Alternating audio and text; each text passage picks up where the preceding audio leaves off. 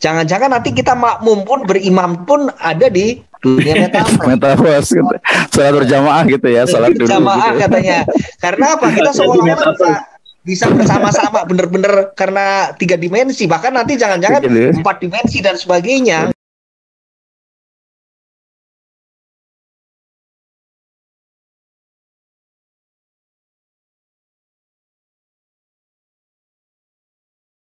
Bismillahirrahmanirrahim. Assalamualaikum warahmatullahi wabarakatuh. Alhamdulillahirabbil alamin wa binasta'in ala umurud dunya waddin wa sholatu wassalamu ala asrofil anbiya'i wa mursalin. Allahumma sholli ala sayyidina Muhammad wa ala ali sayyidina Muhammad.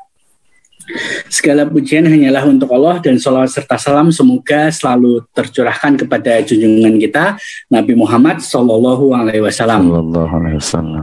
Yang saya hormati Bapak Dr. Abdurrahman Misno selaku pemantik diskusi pada malam hari ini, dan juga yang saya hormati Bapak-bapak serta Ibu-ibu guru saya yang sudah hadir dalam sesi Zoom malam ini. Mari kita mulai sesi diskusi santai pada malam hari ini dengan membaca surah Al-Fatihah. Ila haziniyatin sholihah Al-Fatihah. A'udzubillahi minasyaitonir rajim.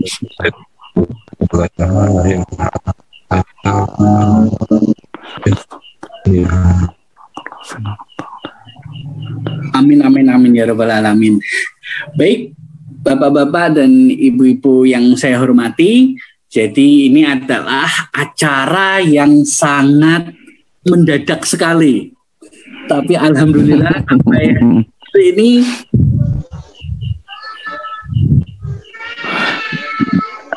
bertambah terus partisipannya.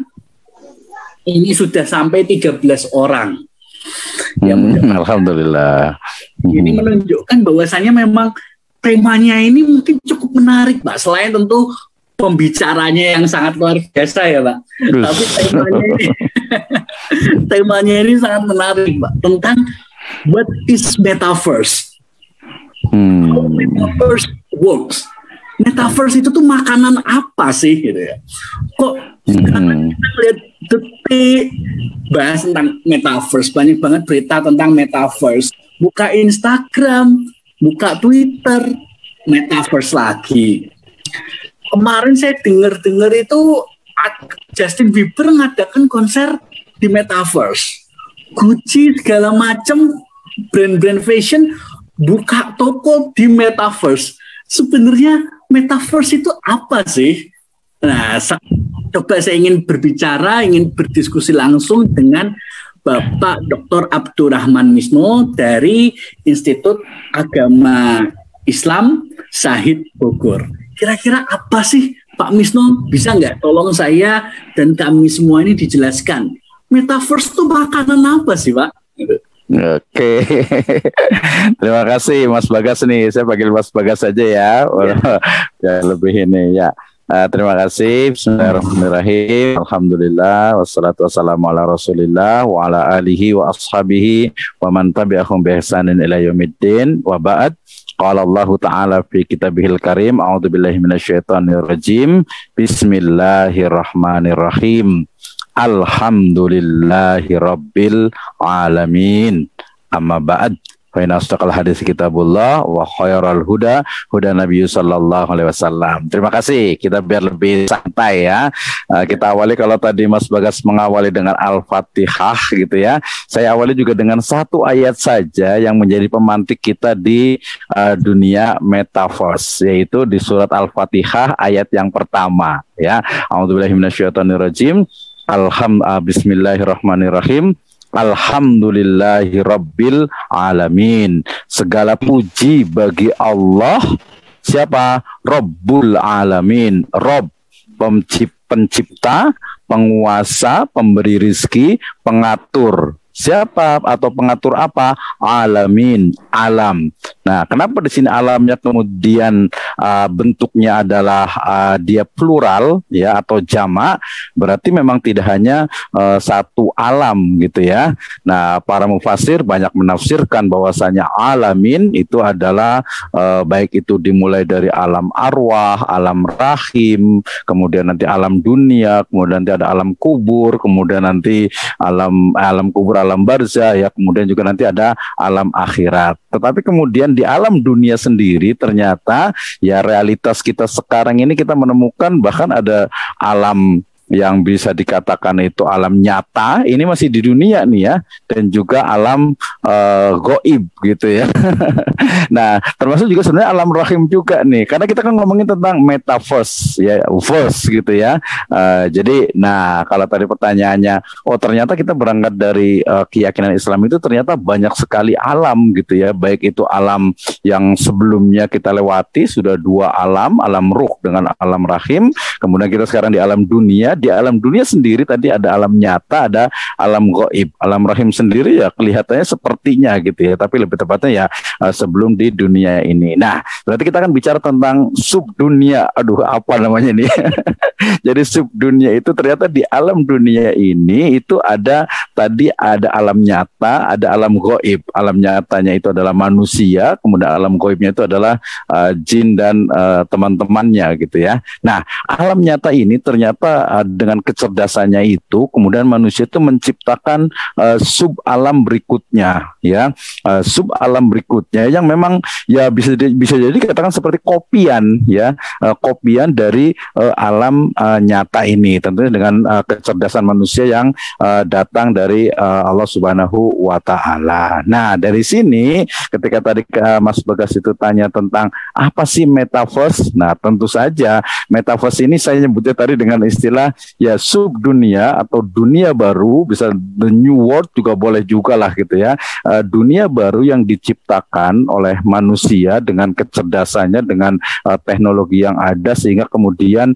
menyerupai dengan dunia yang nyata. Nah, ketika kita bicara tentang dunia ini, dunia yang bisa dikatakan itu dunia virtual ini, ternyata kan tidak hanya satu, tapi kebetulan malam hari ini kita diskusinya fokus kepada apa? Metaverse. Nah, kalau bicara tentang spesifik metaverse, walaupun nanti kita juga nggak bisa lepas dari Microsoft, kita nggak bisa lepas juga dari apa namanya dunia metaverse lainnya yang sekarang ini memang belum saling apa ya, belum tersambung secara detail, misalnya juga Roblox dan lain sebagainya. Nah, saya tentu saja ketika tanya tentang apa itu metaverse ya kita ambil saja perkataan dari pendirinya ya, pendiri dari Mark Zuckerberg gitu ya, dengan dulu Facebook sekarang sudah menjadi Meta ya, karena sebagai persiapan untuk metaverse. Nah, apa itu metaverse? Ya, dia mengatakan bahwa metaverse itu adalah seperangkat ruang virtual yang dapat diciptakan dan dijelajahi oleh orang lain ya, yang tidak berada di ruang fisik. Ya, kemudian jaringan luas itu dia biasa dalam bentuk virtual atau digital ya, 3 dimensi yang bekerja secara real time ya, dengan pengguna dengan jumlah yang tidak terbatas. Nah, artinya secara ringkas berarti metaverse itu adalah dunia digital yang dibangun ya menyerupai dengan dunia sebenarnya ya, dengan teknologi 3 dimensinya itu, sehingga kemudian kita bisa masuk ke dalamnya, kita bisa berbelanja, kita bisa mungkin kalau sekarang itu ada teman tuh kita bisa berwakaf di situ, kita bisa mungkin dengan kita memiliki avatar itu, dalam artian itu apa? Avatar kita tuh kita bisa menggunakan berbagai pakaian, sepatu, kemudian juga sampai ke mobil, bahkan kita punya rumah dan lain sebagainya. Itu adalah dunia virtual yang diciptakan oleh metaverse. Jadi metaverse singkatnya adalah dunia virtual yang memang menyerupai dengan dunia yang nyata sekarang ini. Itu Mas Bagas. Oke, baik Pak Misno. Jadi saya agak-agak bisa menangkap. Jadi kalau dulu waktu masih muda itu ada games namanya itu The Sims. Jadi kira-kira seperti ini ya Pak, kita bisa menjalankan avatar, kita bisa berbelanja, menikah, nonton konser segala macam gitu. Iya betul. Bahkan pengajian nanti semua seperti itu. Iya, pengajian sudah pakai metaverse tuh. Oh iya betul sekali, itu yang sangat menarik ya Pak. Nah ngomong-ngomong tentang pengajian Pak Misno. Nah sekarang gimana kalau dari perspektif Islamnya? Ini kan sesuatu yang sangat baru ya Pak Misno ya. Betul. Kira-kira dalam artian seperti ini. Di dalam aktivitas metaverse itu kan ada kegiatan-kegiatan yang membutuhkan fikihnya juga. Oh iya, mungkin betul. Ada perdagangan, di sana ada transaksi, betul. Di sana mungkin ada kepemilikan dan lain sebagainya. Lalu kalau dari Islamic perspektif itu seperti apa Pak Misno? Oke, baik. Sebelum kita bicara tentang perspektifnya Islam, karena memang tema utama kita ini ya, Mas Bagas ya. Tapi kita bicara dulu tentang tadi kelanjutan. Jadi metaverse itu adalah dunia digital yang diciptakan menyerupai dunia sebenarnya dengan tampilan 3 dimensi, gitu ya. Sekarang ini mungkin masih pakai menggunakan semacam alat khusus ya, virtual reality itu. Tapi ke depan tuh mungkin sudah tidak lagi. Bahkan mungkin bisa jadi mata kita itu sudah ditanamkan chip sehingga kemudian ya tidak perlu lagi gitu kan. Itu sangat mungkin sekali. Oke, berangkat dari situ berarti ketika kita masuk ke dalamnya, karena dia juga adalah dunia dalam tanda petik itu dia nyata, otomatis sebenarnya kita harus tahu juga nih secara landasan pemikirannya kenapa sih ini muncul. Ini penting juga nih gitu ya, karena memang kalau kita lihat ya ini pasti tidak lepas dari yang disebut dengan ekonomi gitu ya. Dengan ekonomi, kita ngomongin ekonomi sebelum ke hukumnya nih Mas Bagas nih. Jadi pembuatan dari menciptakan metaverse ini sebenarnya adalah membuat ladang-ladang baru untuk sebuah bisnis dan juga aktivitas ekonomi baru. Nah, kalau kita sambungkan nih, bukan ke politik ya Mas Bagas ya, kalau kita sambungkan sebenarnya agak mirip nih ya, ketika Jakarta dipindahkan ke Kalimantan. Ya, ini lepas dari ininya ya. Jakarta dipindahkan ke Kalimantan, otomatis kan sebenarnya menggerakkan ekonomi. Akan ada di sana itu pusat ekonomi baru. Ya, ini selain perspektif politik ya, kekuasaan dan sebagainya, bahwa ketika Jakarta itu dipindahkan ke Kalimantan sana, otomatis di sana akan harga tanah itu akan naik, kemudian juga orang itu akan berbondong-bondong ke sana, kemudian itu menjadi pusat-pusat ekonomi, mall dan lain sebagainya, itu pasti akan muncul di sana. Nah, metaverse juga sama, tidak jauh berbeda. Ya, hanya saja dia dengan kekuatan tadi digitalnya, sehingga kemudian dia memindahkan, sebenarnya sama seperti sekarang gitu ya.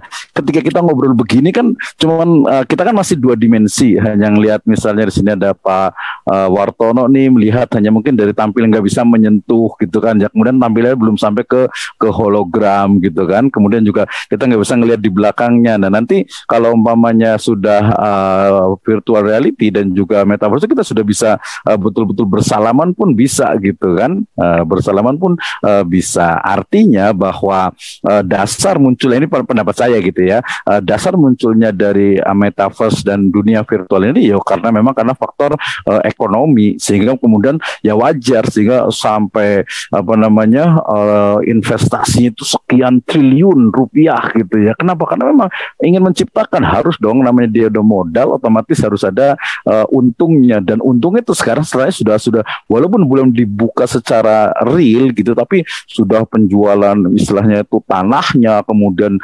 bangunannya, kemudian juga industri-industri untuk teknologi 3D-nya itu semakin berkembang. Termasuk yang paling penting sekarang, walaupun kita belum masuk ke metaverse, tapi kita sudah menggunakan tadi kripto. Nanti kita nyambungnya adalah ke kripto sebagai pembayaran di situ. Ya, jadi nanti sistemnya otomatis ya mungkin kita sebut saja Meta Corporation ini yang dia akan memiliki uang itu.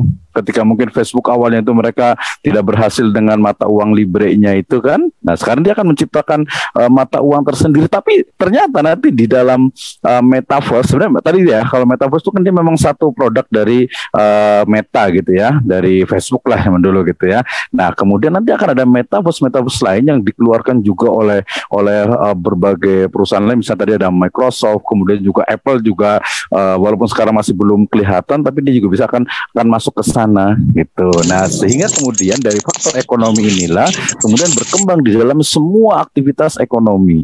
Ya, dari mulai apa yang akan dijual, kemudian pasti akan menjual program apa untuk periklanan, kemudian juga tadi konser secara virtual. Ya, nanti pengajian virtual, bahkan ya kita sudah bisa ke Mekah itu juga dengan apa virtual itu sudah kelihatan.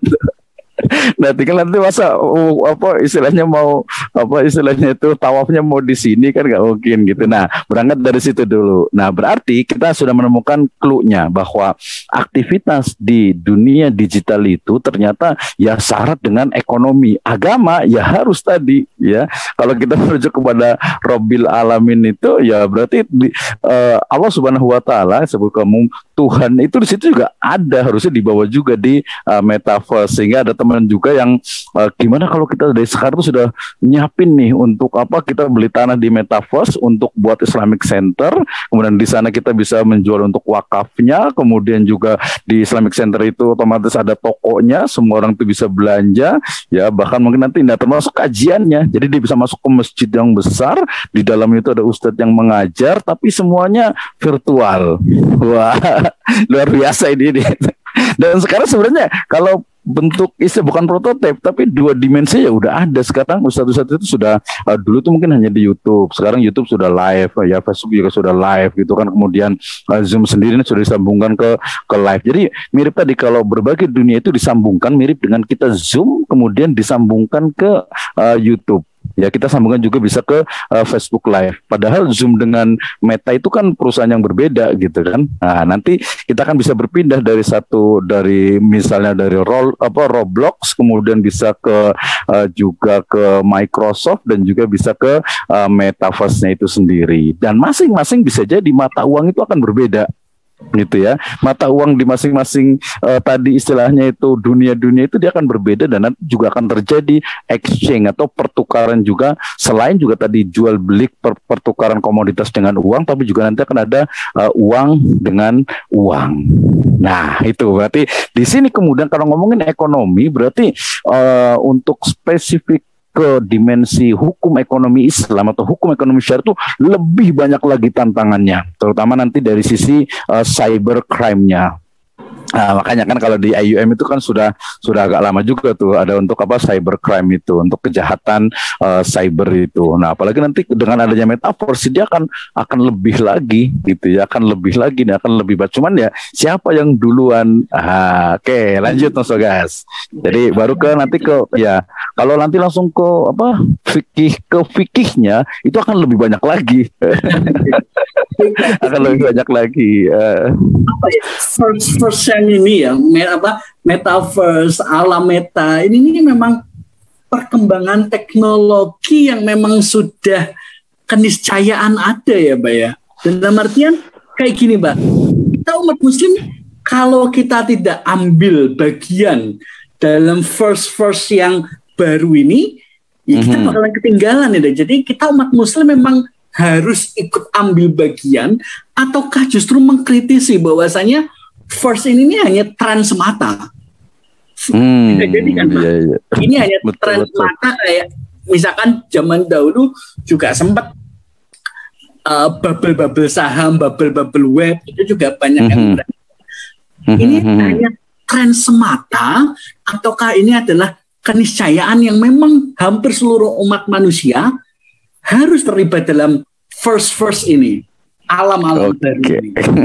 Jadi bukan lagi universe tapi udah first lainnya gitu ya. Maka dari Robbil Alamin makanya pakai alamin gitu.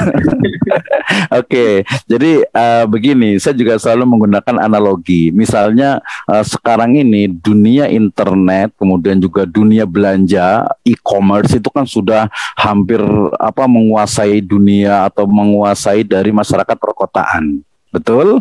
Ya kan, e-commerce nih. Sekarang kita mau beli paku saja, mau beli sendal saja itu tinggal klik saja. Nah, tetapi kemudian kalau kita lihat di istilahnya itu di pedesaan, ternyata mereka tidak mengenal tuh generasi lama ya, mohon maaf generasi lama. Kalau generasi mudanya, saya ponakan saya yang di jauh di Cilacap sana aja udah biasa online gitu ya, biasa online, maksudnya biasa jual beli online gitu. Tapi yang generasi lamanya, kemudian juga mungkin yang lebih jauh lagi, misalnya tuh mungkin ini ada peserta kita juga yang dari ND nih. Saya yakin dia juga udah biasa jualan online juga, tapi kan di beberapa masyarakat itu mereka tidak terpengaruh dan tidak mengikuti tren itu. Nah, artinya tadi kalau definisi keharusan ya tidak juga gitu ya, tidak juga. Kenapa? Karena bisa jadi nanti ketika metaverse itu sudah berkembang luar biasa, tapi ada beberapa masyarakat yang memang mereka itu ya ada yang memang tidak mau masuk gitu ya, atau mungkin ya teknologi, atau mungkin juga karena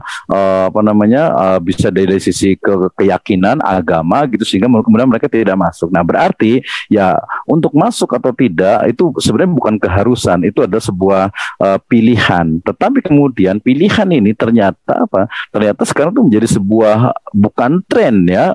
Kalau menurut saya ini ke depan tuh bukan tren, tapi memang sebuah kebutuhan gitu ya, sebuah kebutuhan ya, di mana mungkin kita nggak tahu ke depan itu dari mulai virus ini ya, pandemi ini kapan berakhirnya. Kemudian yang kedua juga dari untuk pengembangan dari teknologi ini, memang pengembangan juga dari ekonomi dia juga akan terus berkembang, sehingga ya tadi lahan-lahan baru yang dibuka oleh para pemilik modal yang kemudian ya kita akan masuk di sana. Nah, ya tentu saja nanti yang paling banyak yang menjadi ini, yang akan menjadi korban ini adalah ya tentu saja biasanya itu adalah ekonomi lemah gitu ya. Ketika mereka itu memang sudah mungkin kebersamaannya, gotong royongnya itu kurang, kemudian apalagi nanti pemahaman terhadap teknologi itu kurang, mereka akan terlindas zaman. Ini mirip dengan adanya ya retail itu juga nggak jauh berbeda. Ya, sekarang kita belanja pasta gigi, saya belanja mie istilahnya hanya 10 bungkus gitu kan ya, itu kita sudah tinggal online, padahal warung tetangga itu banyak gitu. Jadi akan tetap ada yang konvensional, yang manual itu akan tetap ada, tetapi kemudian yang metaverse dia akan terus berkembang. Dan itu saya rasa ya, ini dia bukan sebuah tren, dia juga bukan sebuah sesuatu yang nanti ada kemudian tidak lagi. Ini sebuah perkembangan yang memang menjadi dunia kita gitu.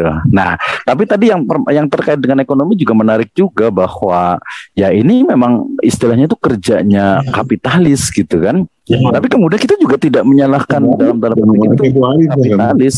Kenapa? Karena kapitalis itu kan memang para pemilik modal.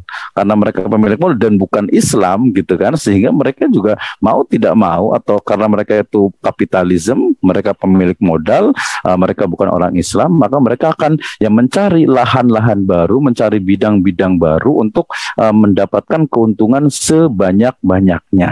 Ini yang terjadi nanti adalah seperti ya sistem teknologi sekarang yang ada. Kita lewat jalan tol sudah tidak ada pegawai lagi gitu ya. Ke warung mungkin ke depan sudah warung itu akan hilang gitu ya, akan diganti dengan digital. Termasuk juga digitalisasi ini. Jadi gini, bicara tentang metaverse bukan hanya di masa depan, tapi sekarang itu sudah terjadi. Misalnya gini, dengan konsep kita sebut aja produk gitu ya, baik itu GoFood atau transportasi online gitu ya, GoFood terutama itu.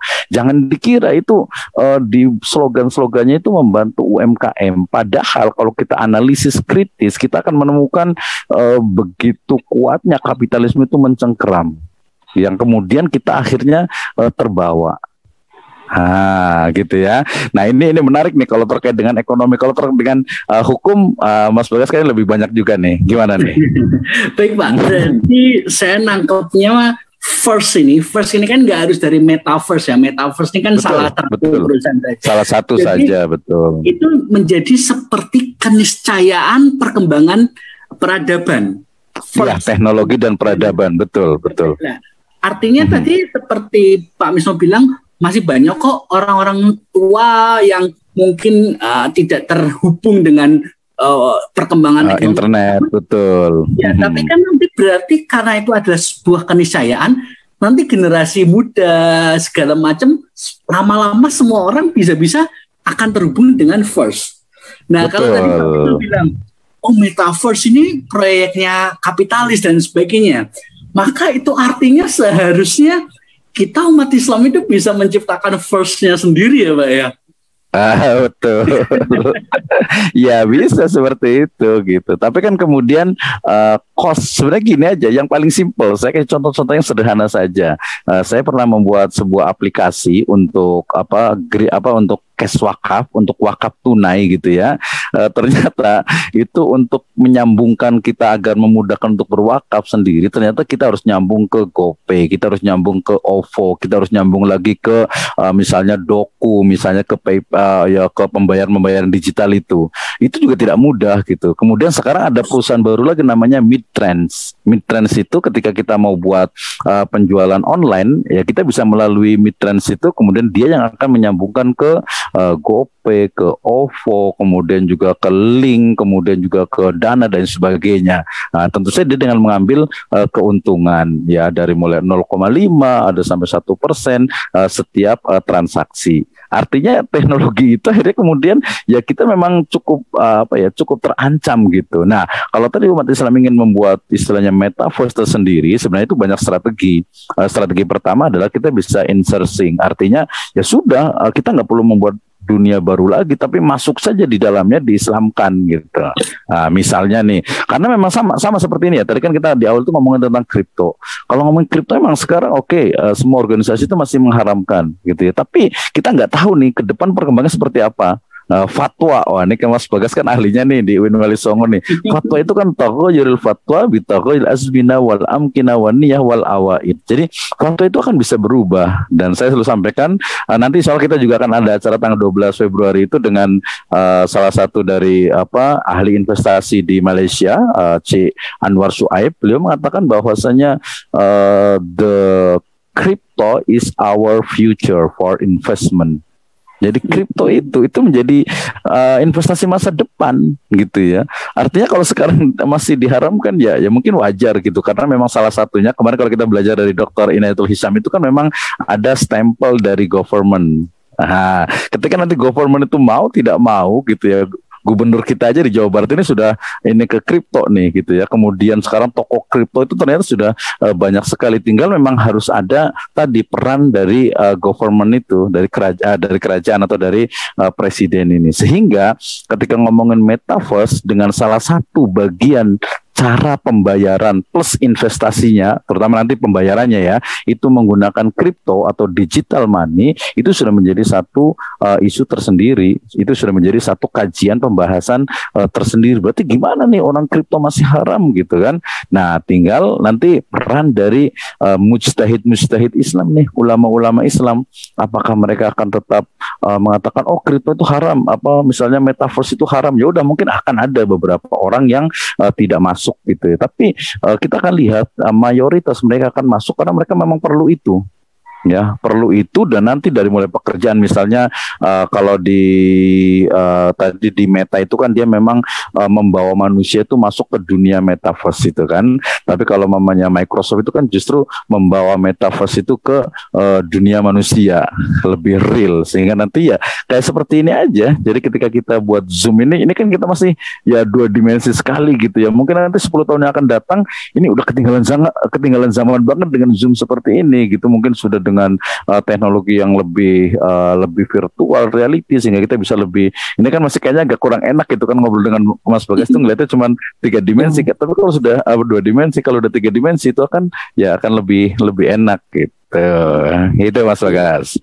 Baik, mungkin saya dan para audiens sudah dapat gambaran lah ya Pak, first atau lebih khususnya metaverse itu tuh seperti apa gambarannya lah.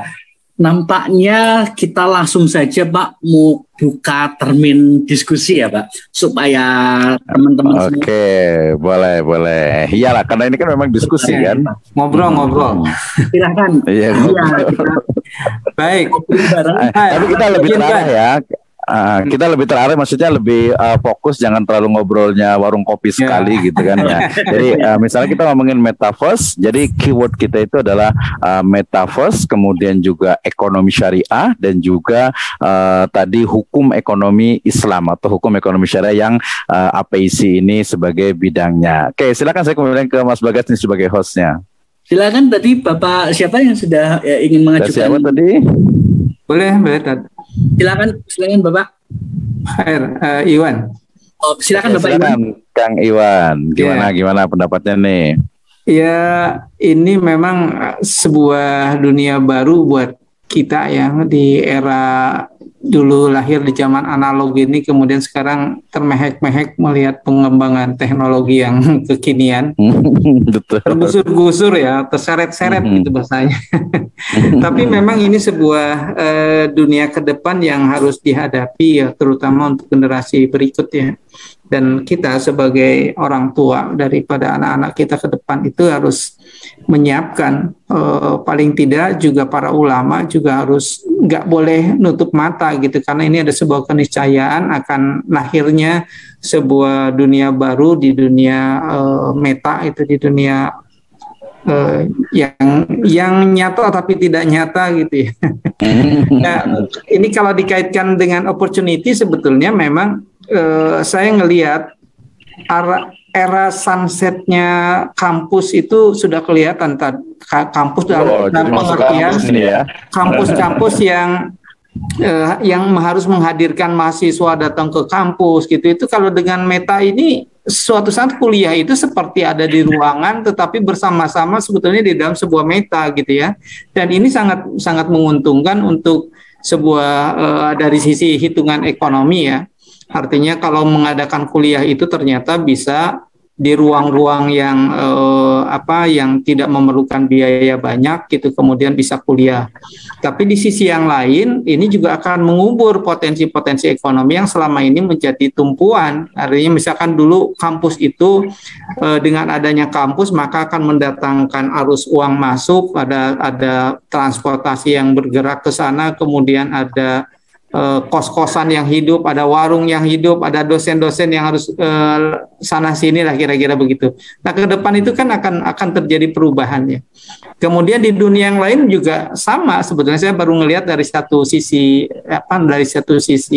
opportunity atau satu kebiasaan ke depan yang akan berubah gitu. Kenapa dunia kampus yang saya sebut?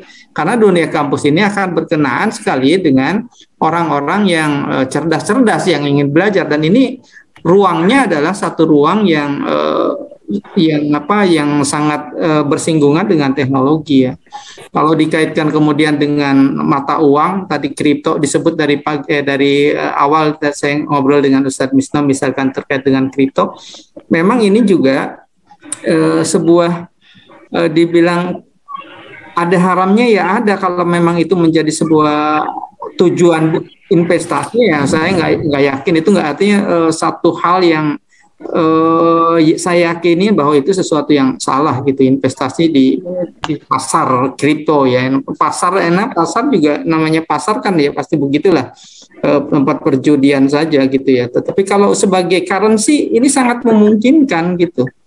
Sangat memungkinkan, orang dolar aja atau dengan rupiah atau dengan uang kertas sekarang juga bermasalah kok. Nah, sekarang digantikan dengan sebuah teknologi baru gitu yang mungkin lebih terkontrol, lebih lain-lain kayak Bitcoin itu kan terkontrol jumlahnya dan sebagainya, sehingga sebetulnya tidak dimonopoli misalkan oleh bank sentral ya. Bank sentral dalam tanda kutip kan, bank sentral itu dikendalikan Yahudi gitu ya. Ya seperti itu. Nah, sekarang ada dunia baru yang tidak bisa dikontrol oleh negara manapun gitu ya. Ini menarik sebetulnya, kecuali memang pengembangan sekarang adalah pengembangan atau kejayaannya orang-orang IT kan, orang-orang itu dan sebagainya ya. Kita mau nggak mau orang-orang yang analog ini atau lahir di zaman analog ini akan terseret-seret terus dan ngejar-ngejar terus kereta yang berlari kencang gitu. Walau alam nih.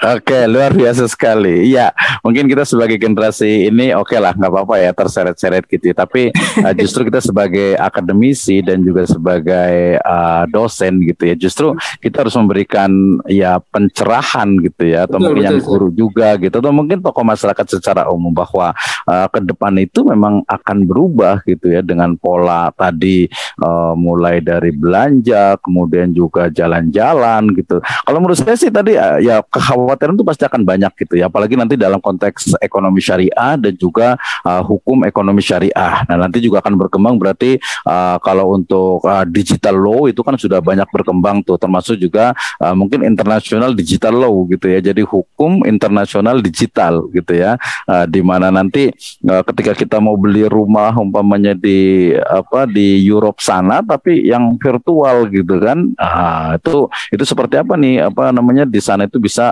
melindungi. Dan ini sebenarnya sudah saya yakin sebagai sebuah keteraturan alam yang diatur oleh Allah Subhanahu wa taala, dia juga akan berjalannya. Mungkin beberapa orang itu akan terseok-seok, tapi sebagian yang lain dia akan mengikuti terus gitu ya. Nah, yang paling penting adalah justru bagaimana ekonomi syariah, berarti nanti dalam perspektif fikihnya itu adalah hukum ekonominya itu adalah mengajarkan atau memberikan pedoman dan juga memberikan bekal nih kepada masyarakat. Misalnya ya, saya sudah menulis juga di Surabaya itu di satu jurnal itu terkait dengan virtual property ya.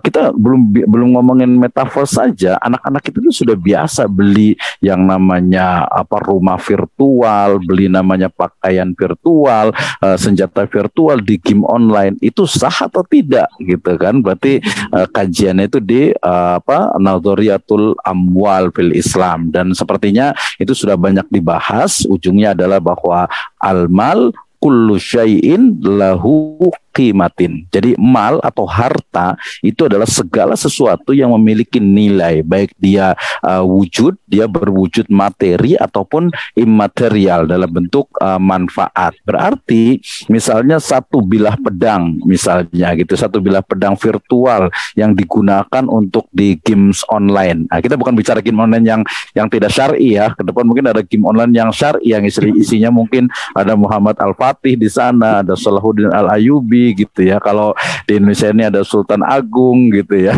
Itu yang syar'i gitu. Nah, itu justru ya umat Islam nih mau nggak mau gitu harus mengembangkan itu. Nah, oke, balik lagi.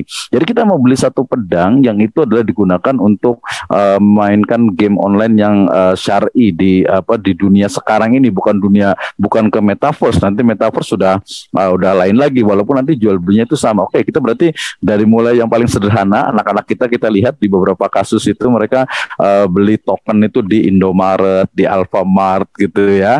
Kemudian nanti kalau sudah punya banking, mereka akan beli dengan menggunakan mobile banking. Kemudian nanti ketika dia sudah punya beberapa misalnya satu entity di game online pun dia bisa menjualnya kembali dan dapat uang. Bahkan level sendiri itu kemudian dia dijual belikan. Ini kan sesuatu yang sekarang itu udah real. Jadi memang kalau ada yang mengatakan metaverse itu kan nanti 100 tahun yang lagi, iya memang betul. Tapi sekarang itu udah banyak gitu, Ethereum-nya, NFT-nya, kemudian juga segala bentuk itu sudah digital gitu kan. Termasuk juga mungkin klaim di YouTube sendiri misalnya. Saya pernah mengupload sebuah video, dalam itu cuma ada cuma ada lagu Indonesia Raya itu diklaim. Itu dianggap sebagai copy paste gitu kan, atau bahasa tulisannya itu. Jadi itu padahal itu Indonesia Raya itu kan punya publik gitu. Ini juga ini masuk ke dimensi dari hukum nih, di hukum digital. Bagaimana nih? Ya kita memang sama. Mungkin nanti di dunia akademik misalnya kita sekarang itu udah diwajibkan setiap membuat artikel ilmiah itu ada checker plagiarism. Padahal di checker plagiarism itu saya pernah nulis buku itu dengan teman di Win Makassar itu, masa sampai hampir 60% gitu. Pas saya lihat ternyata coba ayat Al-Qur'an, kemudian hadis gitu. Masa itu dianggap sebagai ngopi gitu. Ya iya, ayat Al-Qur'an ya itu, hadis itu ya itu gitu. Nah, ini juga ya makanya kita juga harus bisa betul-betul memiliki keyakinan tadi yang mendalam, dan juga disebut dengan worldview. Teman-teman di Ibnu Khaldun itu udah pasti tahu bagaimana worldview kita tuh betul-betul juga jangan sampai kemudian ke bawah gitu ya. Nah, di sini juga berarti ilmu yang paling penting nih Mas Bagas nih di sini. Nah, jadi kalau menurut saya tidak perlu khawatir, bahkan dengan konsep digital university, kemudian juga digital learning dan lain sebagainya, termasuk tadi restoran ya. Sekarang kan trennya memang jasa teknologi untuk pengiriman kita belum pakai drone nih. Di tempatnya sudah pakai drone. gitu ya. Nanti Gojek abang-abang driver itu mungkin udah nggak kepake lagi tuh. Mereka harus nyari lagi. Nah, tugas kita untuk mencerdaskan kehidupan bangsa ini, umat lah. Oke, banyak sih yang mau nanya nih kayaknya nih. Tadi ada Pak Bahrul Ilmi nih. Silakan. Kita kan diskusi jadi ngobrol, jangan terlalu serius gitu. Silakan. Betul, Pak. Kalau serius nanti kayak perkuliahan di dalam kelas. Nah, tadi kata harusnya bisa sambil ngopi nih Mas Bagas nih. Oh iya, boleh silakan bapak-bapak dan ibu-ibu bisa dinikmati snacknya lebih santai gitu. Betul. Oke, kita kasih kesempatan Mas Bagas yang mau bertanya. Tadi kayaknya di chat room ya. Baik, langsung ngomong aja deh, nggak usah pakai chat room ya, langsung ngomong aja, silakan. Baik, silakan bagi yang ingin mengajukan gagasannya atau pertanyaannya bisa langsung open mic-nya. Nah, ini bahaya yang ini Pak, kalau pemerintah tidak bisa menyentuh dunia kan ini teknologinya pasti pakai blockchain ya. Betul.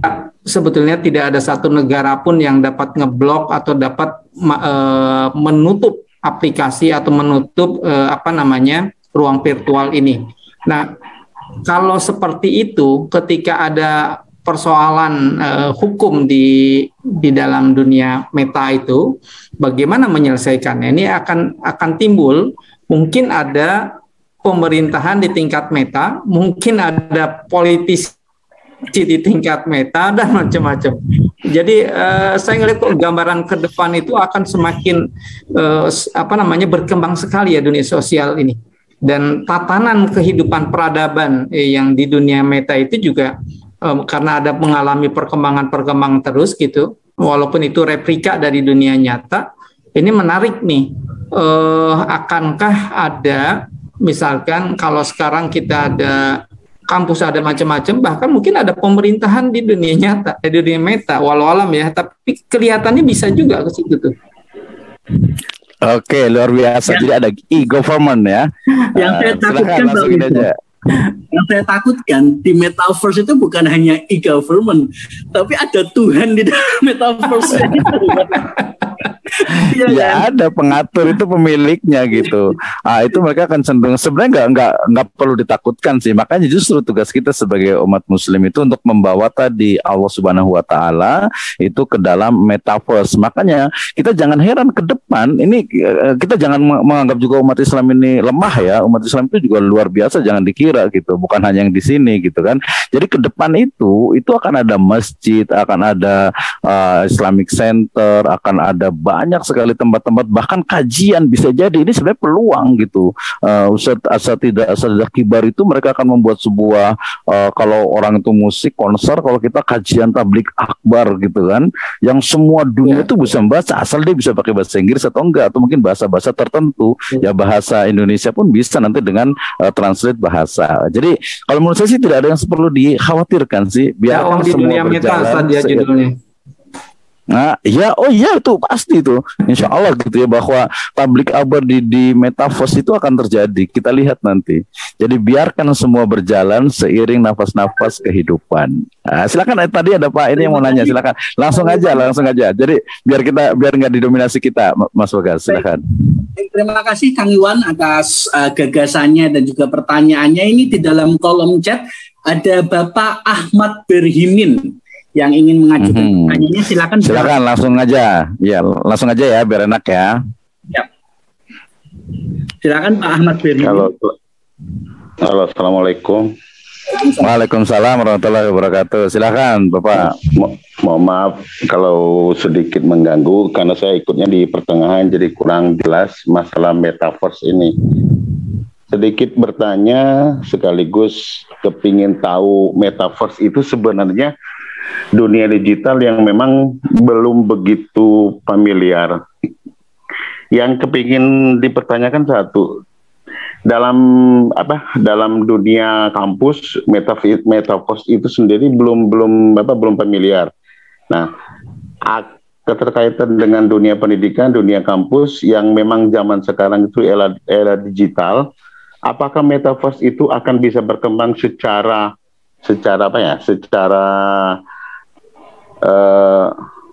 bahasanya tuh kurang apakah metaverse itu akan diterima di dunia kampus, sedangkan sekarang itu pemerintah sendiri, salah satu contohnya kripto yang masih digodok, yang masih dibahas, banyak narasumber, banyak sumber, banyak informasi bahwa kripto itu sendiri diharamkan.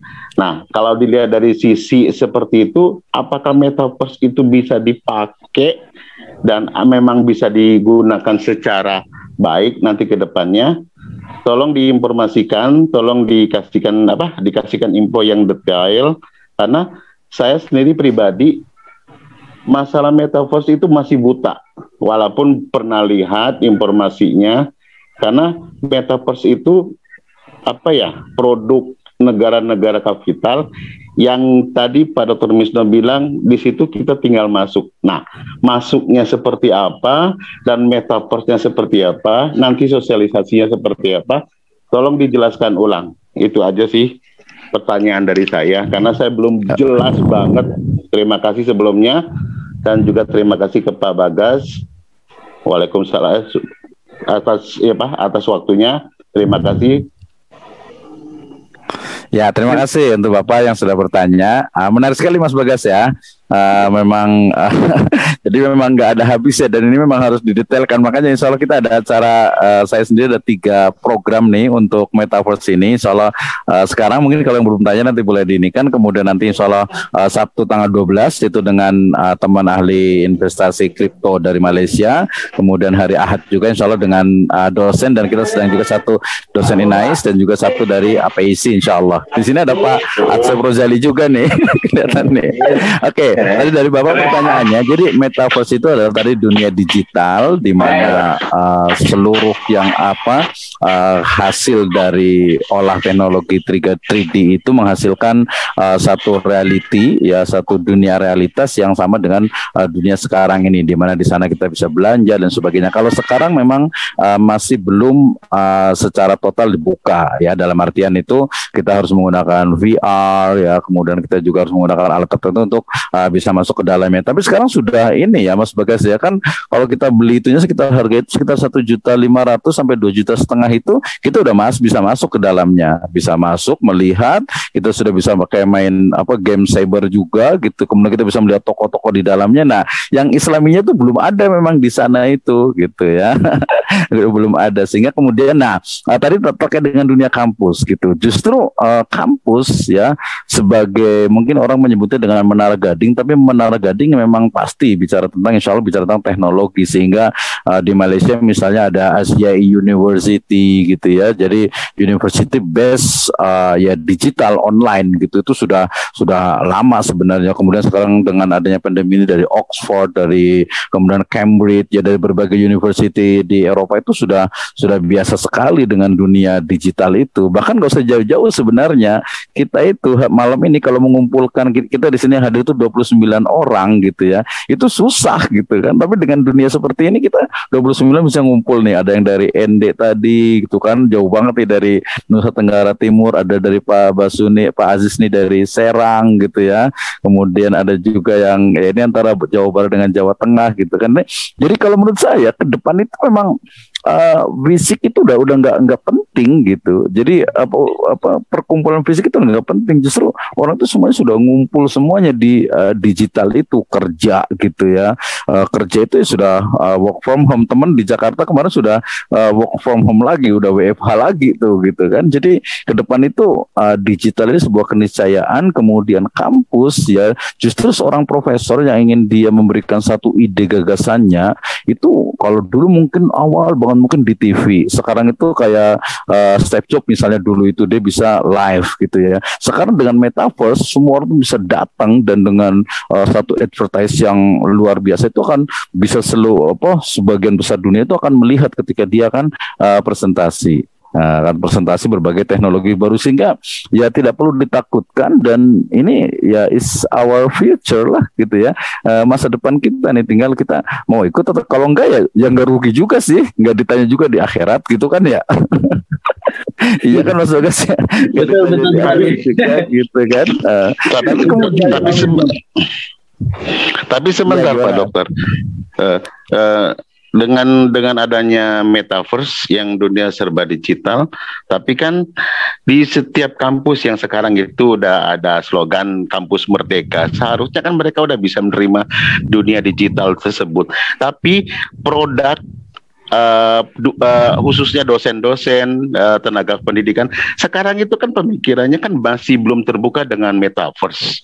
Nah, birokrasi yang ditanamkan orang-orang yang memang produk lama, yang memang belum terbuka dengan metaverse. Nah, solusinya tuh seperti apa? Sedangkan produk lama itu masih bercokol. Nah, permasalahan metaverse itu kan harusnya digital itu dari sekarang. Dari sekarang produk anak muda yang memang di kampusnya memang lagi belajar itu harus diajari.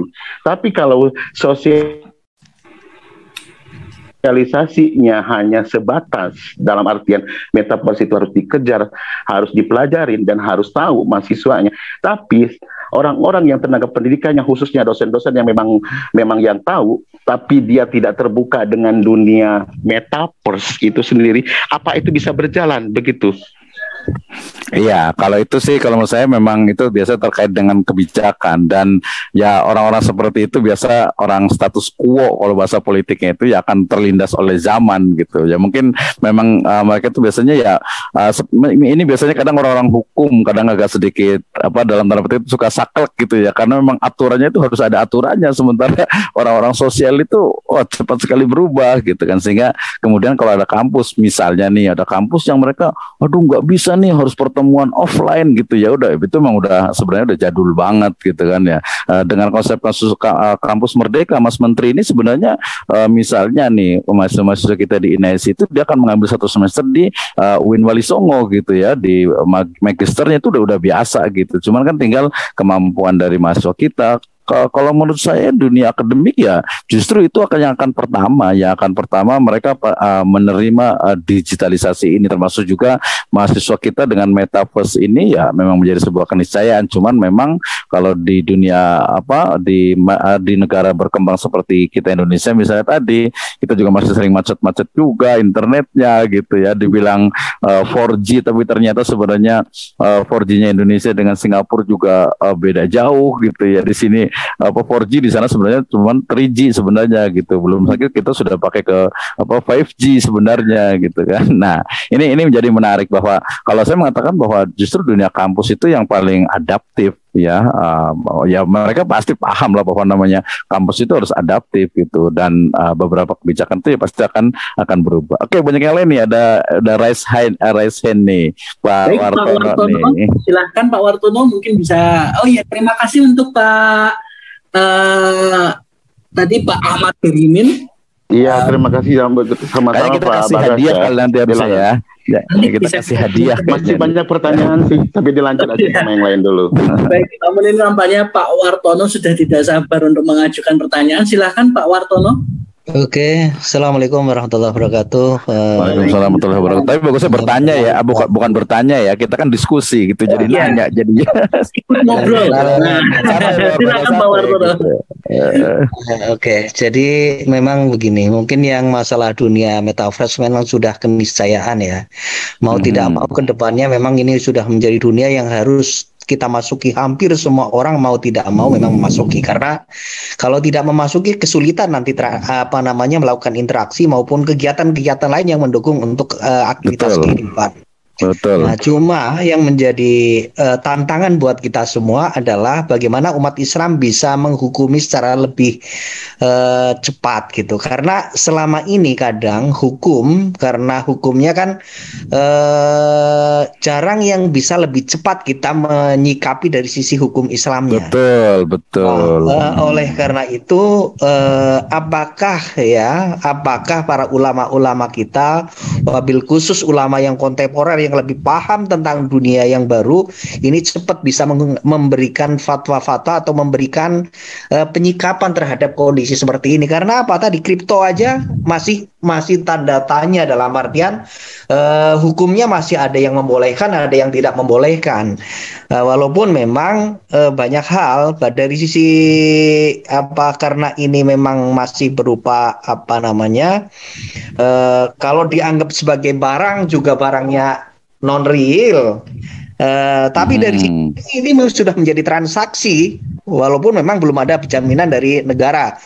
Wabil khusus di Indonesia, sebagian negara di luar negeri sudah ada yang menjamin seperti kripto. Begitu pula nanti kegiatan-kegiatan lain yang ada di metaverse ini kan butuh kepastian hukum juga dari sisi hukum Islam. Karena apa? Betul. Nanti jangan-jangan ini anak-anak muda kita yang sudah berselancar terus di dunia maya, di dunia metaverse ini, mereka lepas kendali dari masalah panduan-panduan hukum syariahnya. Nah, betul. yang perlu dari kita semuanya, wabil khusus adalah para ulama yang ini adalah tadi memberikan panduan-panduan secara lebih cepat terhadap misalnya tadi masalah game, masalah yang lain-lainnya, karena nanti kedepannya seperti transaksi, seperti kegiatan aktivitas kita dalam dunia nyata kalau di metaverse ini. Nah, oleh karena itu ya, tapi dunia nyata yang sangat berbeda. Karena apa? Misalnya, nanti jangan-jangan orang ini karena merasa bahwa orang di depan kita bisa menyapa dengan tangan dan seolah-olah sama-sama. Jangan-jangan nanti kita makmum pun, berimam pun ada di dunia metaverse gitu. Salat berjamaah gitu ya, salat dulu berjamaah gitu. Katanya. Karena apa? Kita seolah-olah bisa bersama-sama bener-bener karena 3 dimensi, bahkan nanti jangan-jangan 4 dimensi dan sebagainya udah, gitu. Hologram ya, betul. Kalau udah seperti ini kan kita perlu penyikapan walaupun misalnya memang banyak hal yang tadilah mungkin ya saran saya mungkin tadi para ulama-ulama ya, memang ulama-ulama yang kita itu banyaknya yang sepuh-sepuh gitu. Nah, mungkin ulama-ulama yang muda-muda ya ini yang perlu cepat penyikapan terhadap permasalahan-permasalahan hukum dari sisi nanti akan timbul di dalam dunia metaverse ini.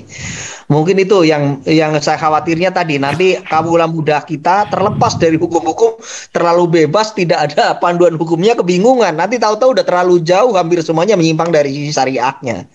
Mungkin itu. Oke, terima kasih. Ya, terima kasih. Ini kita panggil aja Ustadz Wartono ya. Nah, kita panggil Ustadz Wartono, dan ini adalah Ustadz muda kita yang sangat responsif dan adaptif dengan teknologi, insya Allah gitu ya. Ya Mas Bagas ya.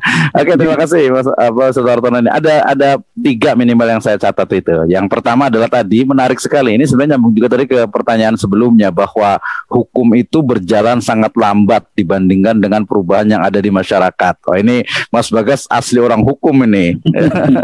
Jadi tahu persis gitu ya. Jadi nah, karena hukum itu terkait dengan tadi agak lambat, termasuk juga tadi di bawahnya otomatis kan aturan-aturan, sehingga kemudian ya sekarang ini kita lihat nih, ini aturannya itu apakah WFH lagi, apakah belajar online lagi, apa nih. Nah, ini berarti nanti pengambil kebijakan harus betul-betul memahami gitu, bahwa oke, digital tetap ada, kemudian juga offline juga ada, nanti disesuaikan seperti apa gitu kan. Nah, ini kebijakan-kebijakan yang itu orang-orang di atas lah gitu ya. Itu yang pertama. Ya betul, saya setuju itu bahwa hukum berjalan lambat gitu. Kita mau ini di APIC sendiri kita teman-teman di KNKS juga mau bikin undang-undang tentang ekonomi syariah aja, payungnya aja belum jadi nih ya, ininya ya.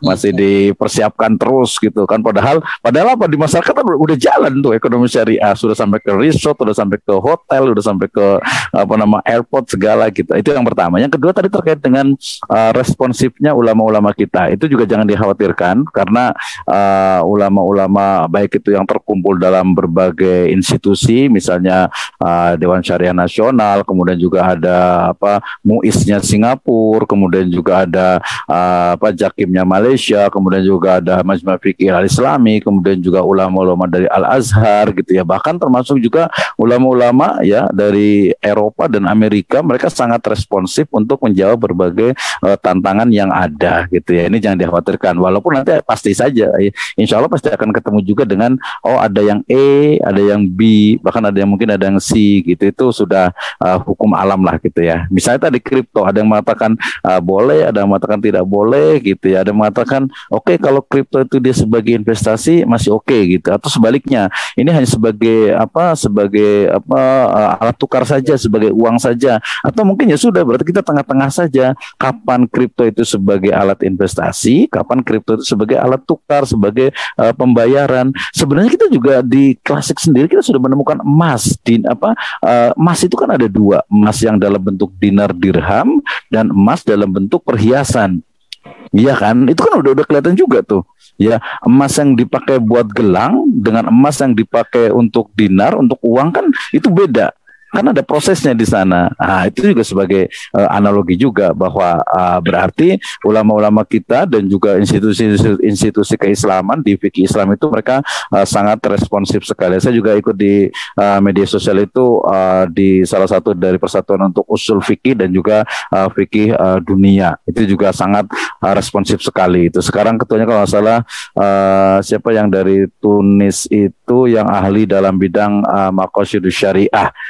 Saya lupa tuh itu mereka juga sangat responsif sekali. Jadi jangan khawatir, Islam itu akan Islam itu akan dinamis sesuai dengan perkembangan zaman gitu ya. Nah tadi kalau ada tentang sholat dan sebagainya, nah, itu memang menjadi keniscayaan, kecuali nanti memang ada hukum yang sudah qot'i berjamaah ya nggak bisa pakai hologram imamnya gitu kan. Memandikan mayat masa mau pakai hologram?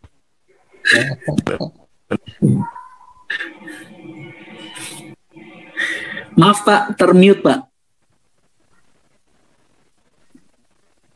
Tidak terdengar suaranya Pak. Siapa? Pak Misno. Ustaz Misno.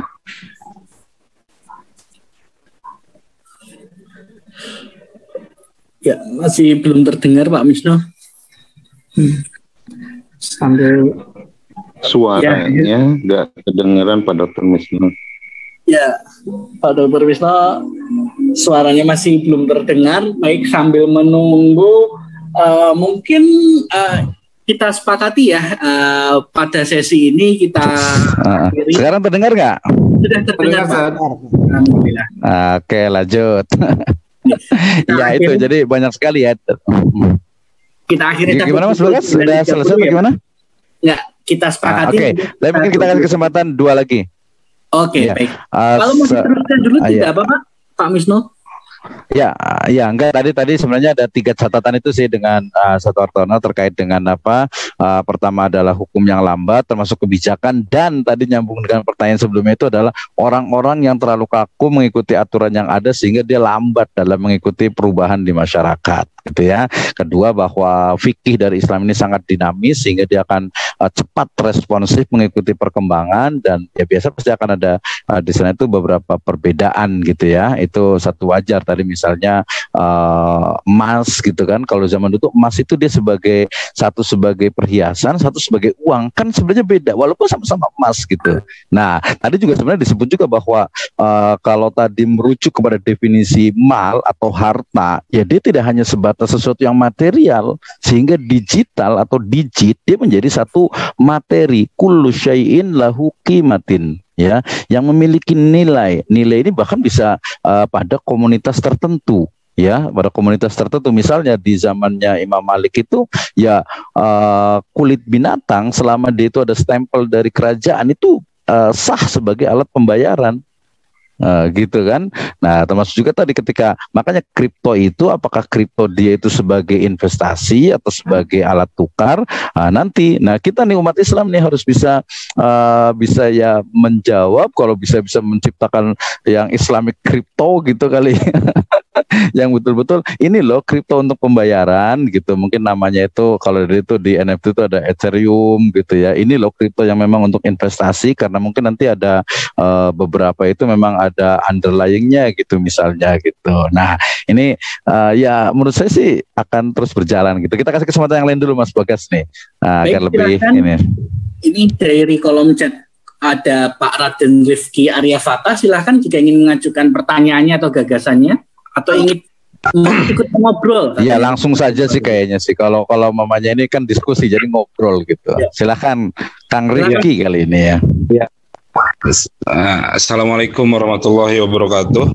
Waalaikumsalam warahmatullahi wabarakatuh. Ya, terima kasih kepada dosen sekaligus pembimbing sama bapak-bapak, ibu-ibu yang alhamdulillah hadir. Salam silaturahmi. Saya pernah dengar terkait masalah ekonomi global yang dipersiapkan pasca pandemi ini gitu kan. Apakah sistem yang sedang booming ini apakah emang pemantik terkait masalah ekonomi global yang akan kita hadapi juga gitu kan pasca selesainya mungkin mudah-mudahan cepat juga gitu kan masalah pandemi yang kita alami ini semoga ditarik oleh Allah Subhanahu Wa Taala semuanya diberikan kesehatan. Amin. Nah makanya dari pasca ini pasti banyak sekali yang menghambat terkait masalah ekonomi. Nah, mungkin juga para IT apa segala macam itu menginisiatifkan terhadap solusi dari ekonomi global tersebut. Terima kasih. Mungkin segitu aja. Oke, terima kasih Kang Rifki, luar biasa nih mahasiswa master kita nih. Tetap semangat ya untuk belajar karena memang tadi. Ya. Nah, Mas Bagas menarik nih sebenarnya. Jadi kita harus pahami dulu tentang apa itu ekonomi dan juga apa itu ekonomi internasional atau global ekonomi. Nah, gitu ya.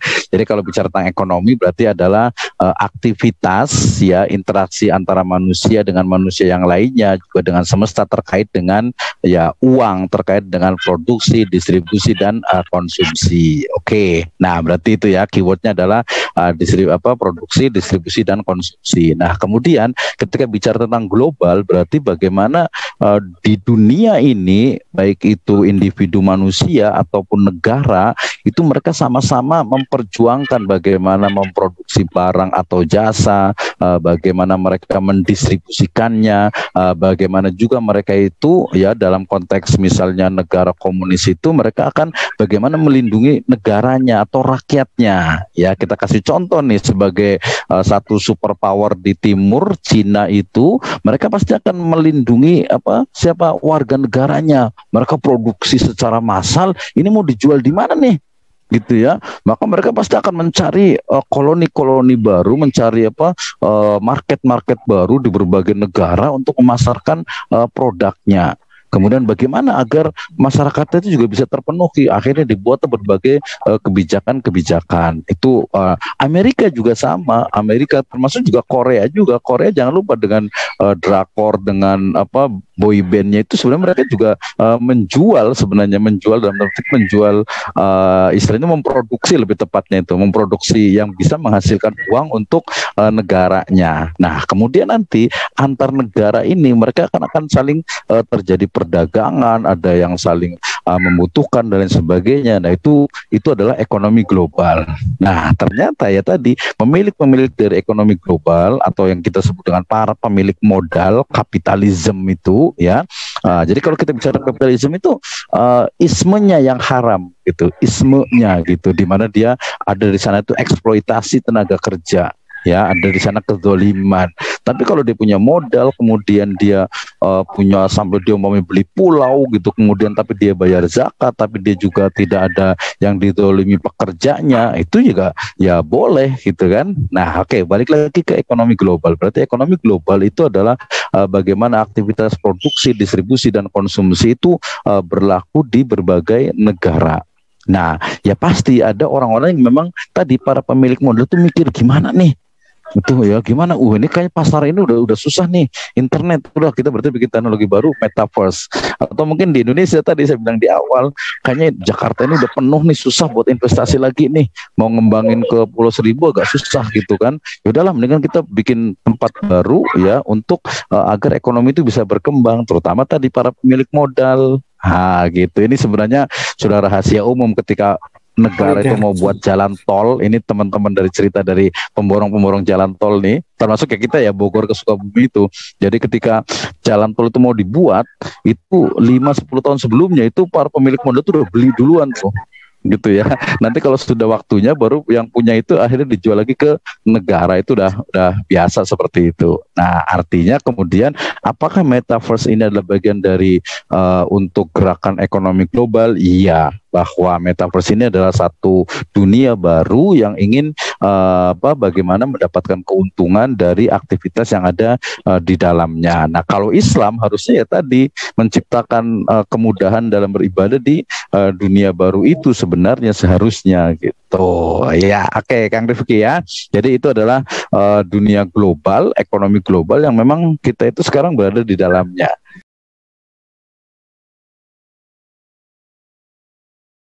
Kan gini ya, jadi metaverse itu kan jelas itu adalah dunia virtualnya milik perusahaan Meta gitu kan, sehingga kemudian ini sama dengan Facebook, hanya bedanya kalau Facebook itu dia mungkin 2 dimensi, kalau metaverse ini sudah 3 dimensi bahkan sampai ke hologram karena nanti ada avatar dan sebagainya. Nah, karena ini sebuah sosial, maka memang mirip sebenarnya kita dengan perubahan-perubahan yang ada. Dulu itu orang pakai SMS, kemudian muncul WhatsApp kan, dia perusahaan tersendiri, tapi kemudian dibeli sama Facebook. Kemudian sekarang kalau kita buka WhatsApp itu selalu ada depannya itu ada Meta gitu. Nah, Meta itu nanti, WhatsApp itu nanti orang sudah pakai WA itu, kemudian bukan hanya itu. Jadi kalau itu hanya cuma ngomong, cuman ini ke depan tuh kita sudah bisa telepon, udah nambah lagi nanti ya sudah ke virtual, sudah masuk gitu. Sehingga kemudian masalahnya itu sebenarnya bukan hanya di dunianya itu, tapi pemiliknya.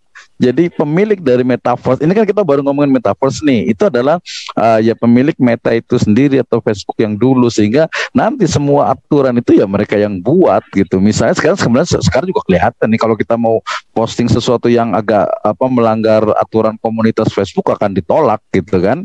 Sehingga mungkin bisa jadi ketika di sana di metaverse itu kita mau buat kayak semacam masjid apa atau apa bisa jadi akan ditolak gitu. Karena memang metaverse itu dunia milik mereka punya aturan, karena mereka yang punya modal memang sudah sekian gitu nanti, tapi kemudian mereka akan bercampur tadi dengan first yang lainnya, misalnya tadi dari Microsoft. Nah, gitu. Tapi menariknya gini justru Microsoft misalnya gitu, justru mereka berangkat itu kalau tadi Facebook atau Meta itu dia berangkatnya itu dari dari sosial ya, dari misalnya tuh kebutuhan sifatnya sosial, ini justru berkembangnya agak lama. Tapi kalau Microsoft dia dari pekerjaan, dan ini sebenarnya teori itu mirip dengan dulu orang bilang tuh nanti internet itu akan hancur, internet itu akan hancur, akan binasa, akan nggak ada lagi, akan runtuh karena saking beratnya data ada. Tapi sekarang buktinya ada. Kalau sekarang internet itu runtuh umpamanya, seluruh dunia akan kacau itu seandainya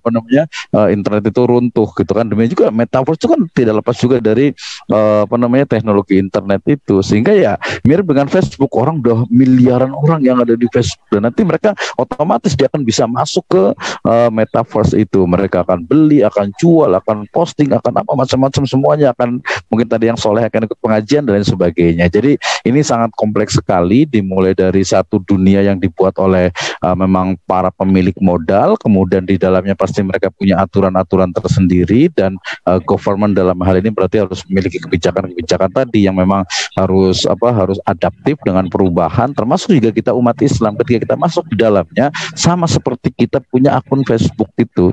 Ya, di akun Facebook kita bisa beli, kita bisa jualan, kita bisa ikut pengajian juga, yang live ada, grup ada, semua ada. Cuma sekarang bentuknya reality. Nah, tinggal kita nih, berarti kita menyiapkan diri kita, menyiapkan juga generasi muda kita tadi untuk bisa memahami syariah itu. Jadi sangat kompleks sekali. Masing-masing harus bisa memahami dari metaverse ini. Belum lagi nanti purpose yang lainnya. Oke, itu Mas Bagas nih. Terima kasih senior saya nih, Dr. Asep nih.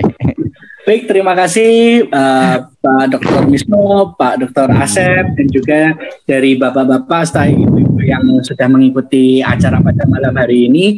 Sebenarnya masih ingin melanjutkan Pak Misno, tapi betul, belum selesai juga ini ya, tapi udah malam ya. Saya sengaja men-stop acara sampai detik ini agar menjaga supply dan demand-nya, Pak. Iya. Jadi harapannya kalau ini banyak yang tertarik, besok minggu depan kita lanjutkan lagi, masih pada penasaran, Pak. Iya, ke kriptonya, betul. Iya. Ini programnya Mas Bagas ini, mudah-mudahan. Sebenarnya ini saya tadi nggak menyangka. Lanjut. Nggak menyangka bisa seserius ini acaranya. Memang tadi saya cuma WhatsAppan saja dengan Pak Misno, tapi ternyata antusiasmenya tinggi sekali, Pak. Ini mungkin bisa kita agendakan Pak seminggu sekali Pak. Apalagi, iya, insya Allah mudah-mudahan. Ya, Pak. Apalagi saya masih ada pertanyaan Pak. Metaverse atau verse apapun itu kan menggunakan kripto sebagai mata uangnya. Seperti tadi sempat disinggung oleh Pak Iwan dan Ustadz Wartono. Sedangkan fatwa MUI itu kan mengharamkan kripto as currency. Justru malah mengubahkan crypto as investment. Nah, ini mungkin bisa kita jadikan bahan untuk diskusi pada pertemuan selanjutnya, Pak. Karena banyak iya betul. Nanti ada kita undang Pak Asep berarti untuk kripto nih.